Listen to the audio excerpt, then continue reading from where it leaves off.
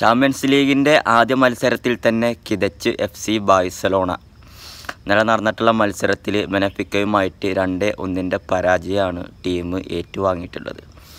League മത്സരത്തിലെ 5 മത്സരങ്ങളും വിജയിച്ചു എന്ന് പറയാൻ പറ്റില്ല. അത് ഗംഭീരമായിട്ട് പെർഫോം ചെയ്ത ഒരു ടീമാണ് ബാഴ്സലോണ.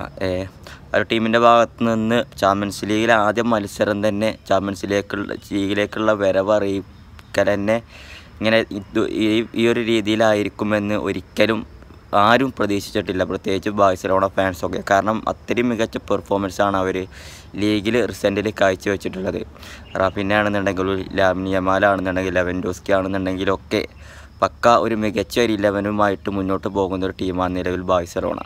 നമുക്ക് ഒരു ടീം സ്കോഡ് എടുത്ത് നോക്കുകയാണെന്നുണ്ടെങ്കിൽ ഒരു പക്ഷേ നമുക്ക് റയൽ മാഡ്രിഡ് ഒരു പറ്റം മുന്നിലാണ് എന്ന് നമുക്ക് തോന്നുമെങ്കിലും, പക്ഷേ അവരെക്കാട്ടിലും ബെറ്ററായിട്ട് ഗ്രൗണ്ടിൽ പെർഫോം ചെയ്യുന്ന ടീം നിലവിൽ ബാഴ്സലോണയാണ് ലീഗ് മത്സരങ്ങളെടുത്ത് നോക്കുമ്പോൾ. പക്ഷേ എന്തോ ബെനഫിക്കയുമായിട്ട് 2-1 പരാജയമാണ് ടീം ഏറ്റുവാങ്ങിയത്. ഒരു പക്ഷേ 10 പേരുമായിട്ട് കളിച്ചത് കൊണ്ടായിരിക്കാം.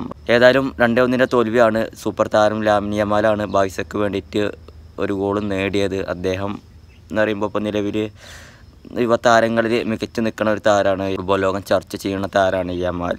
ഏതായാലും തുടക്ക മത്സരത്തിൽ തന്നെ ചെറിയൊരു തിരിച്ചടി കിട്ടിയതുകൊണ്ട് ആ ഒരു എക്സ്പീരിയൻസിലേക്കാണ് ഇനി അങ്ങോട്ടുള്ള ബാഴ്സയുടെ കുതിപ്പ് തുടങ്ങിയിട്ടുള്ളൂല്ലോ.